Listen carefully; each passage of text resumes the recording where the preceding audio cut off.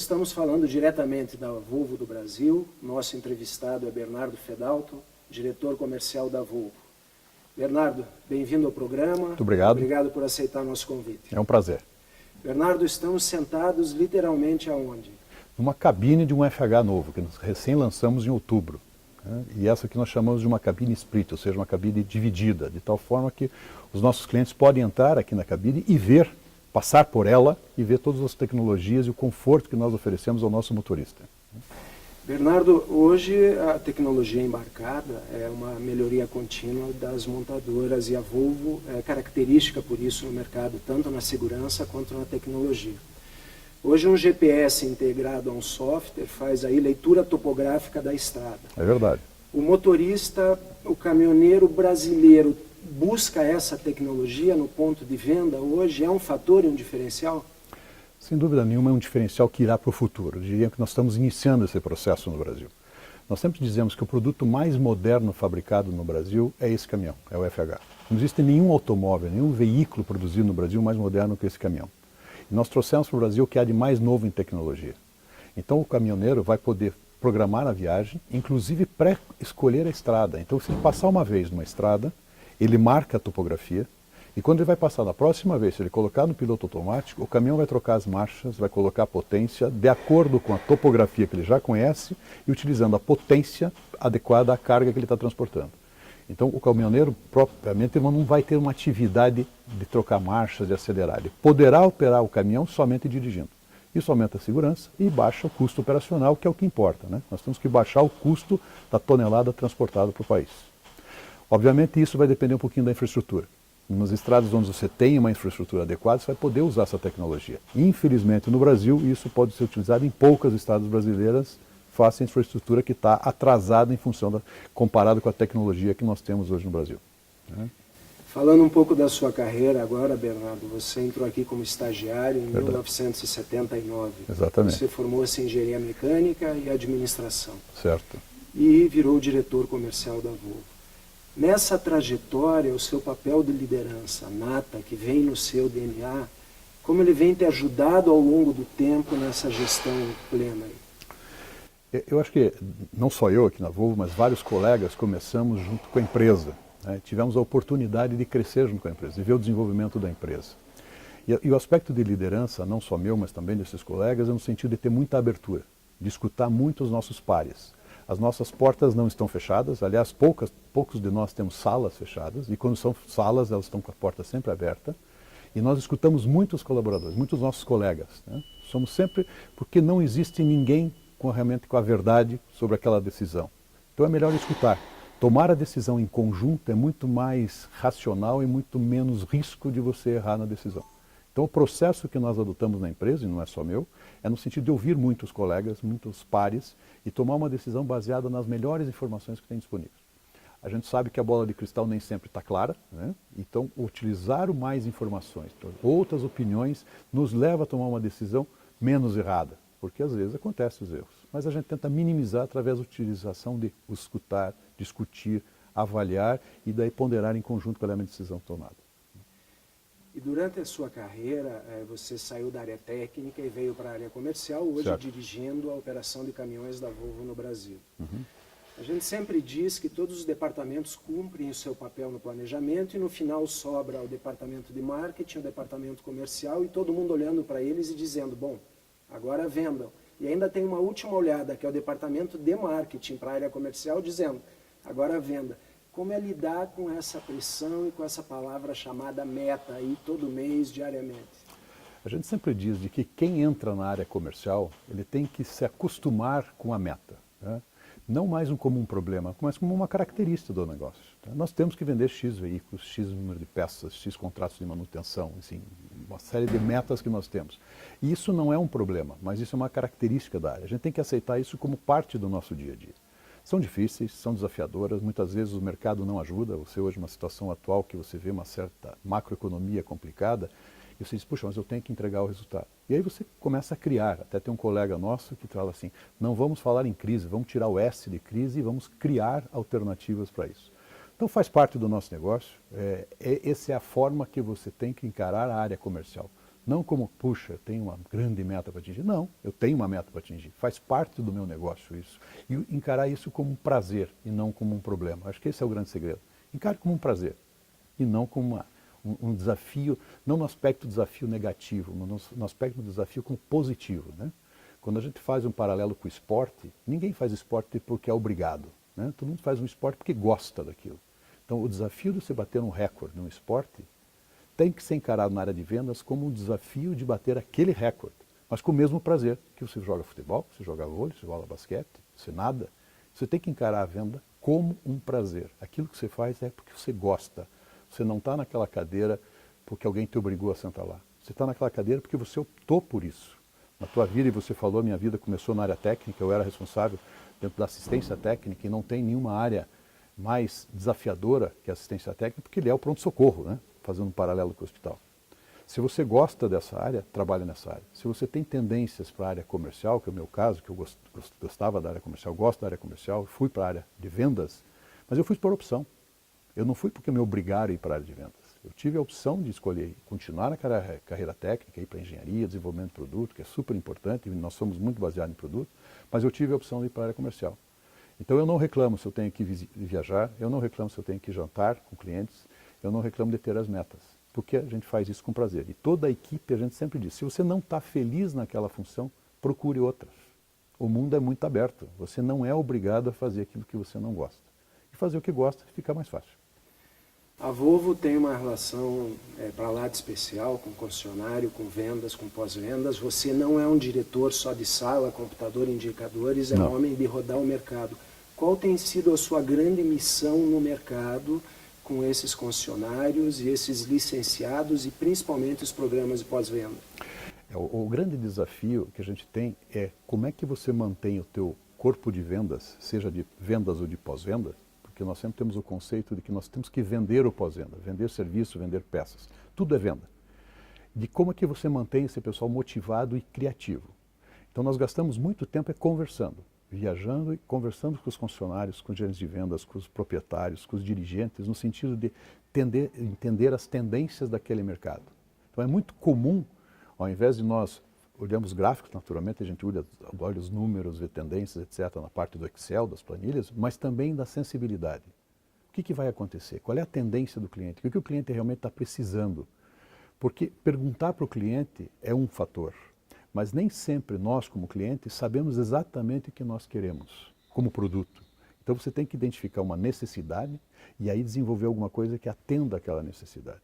Então conversar, ou ter contato, ou trocar experiências, seja com os nossos funcionários, seja com os clientes, nos facilita a desenvolver produtos que atendam àquela necessidade.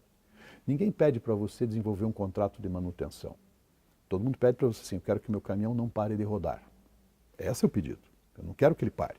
Como é que você faz isso? Ah, não, então nós vamos vender um contrato de manutenção que vai planejar a tua parada para que você possa corrigir o defeito antes que ele aconteça e você fazer preventivamente o teu veículo nunca parar no imprevisto. Porque o que ele quer é não pare. Mas ele não pede para você faça um contrato de manutenção. Ele pede para não parar, para ter o menor custo por tonelada transportada. E aí você tem que desenvolver produtos para levar a isso. Não é uma ciência complexa, né? A ciência é escutar, ponderar e apresentar uma solução para o cliente. E nem sempre a gente acerta. Às vezes você apresenta uma alternativa, não funcionou, você testa, volta para a prancheta, faz um novo projeto, apresenta e testa se de novo funciona. Só com um exemplo, o contrato de manutenção que nós fizemos, que é o que a gente chama de contrato de manutenção ouro, que você paga uma taxa mensal e durante 5 anos o teu caminhão está sendo assistido por toda a rede de concessionários Volvo. São mais de 90 pontos espalhados pelo Brasil.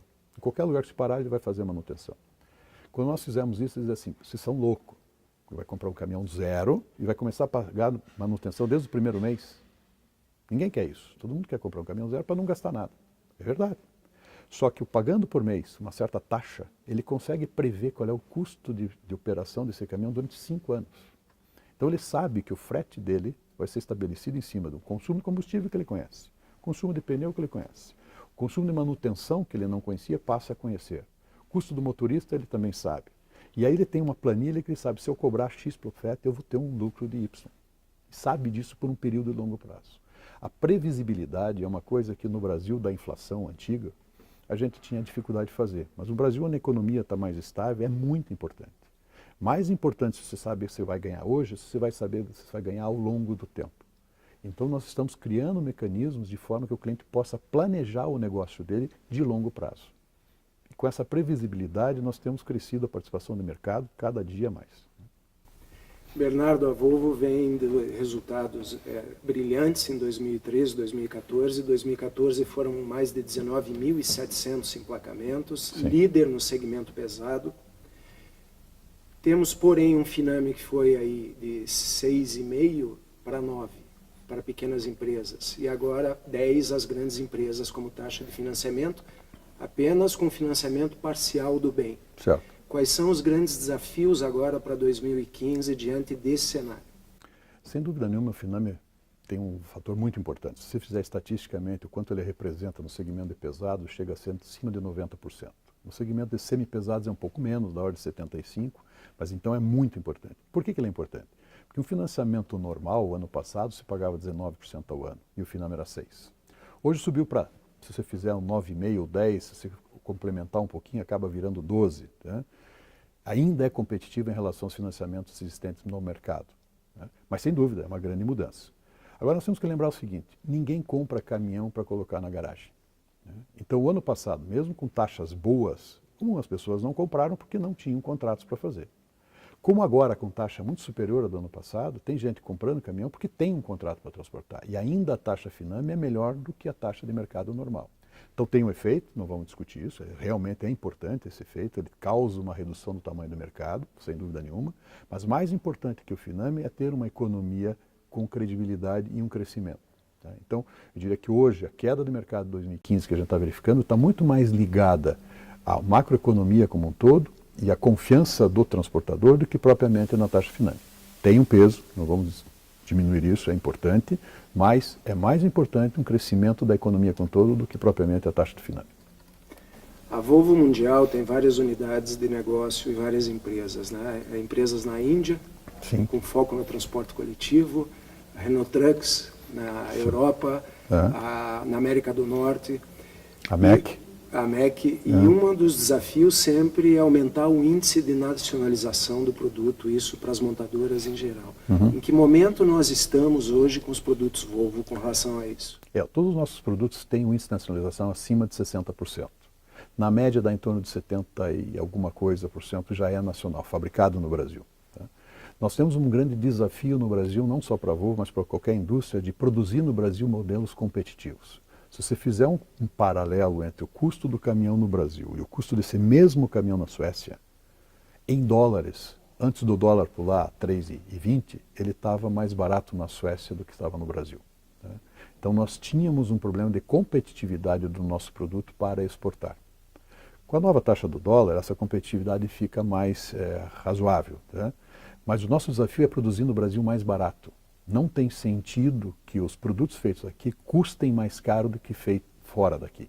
Por exemplo, um produto feito na Europa mais barato que no Brasil não tem sentido de competitividade. Então o país tem um grande desafio de baixar o custo de produção, que passa pelo custo da matéria-prima, dos impostos, da parte trabalhista, enfim, é bem complexa a gama.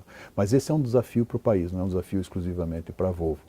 Nós temos um programa de nacionalização, nós mantemos nossos produtos sempre acima de 60%, com uma tendência de ir a 70%, ou seja, o nosso objetivo é acima de 65%, e a gente vem fazendo isso. Lançamos essa linha agora em outubro do ano passado, entrou na produção em janeiro desse ano, e ela já tem mais de 60% de integração local. Não só porque o Finame exige isso, para você ter acesso à linha de financiamento, mas também que é uma estratégia de você ter a fábrica muito dependente mais do mercado brasileiro do que externo. Esse ambiente que nós estamos também é a casa do cliente que vocês inauguraram. Né? Uma estrutura melhor do mundo, superando a americana e europeia, né? Como que as matérias dizem. O que vai ser o dia a dia da casa do cliente dentro do ambiente Volvo e do mercado nacional?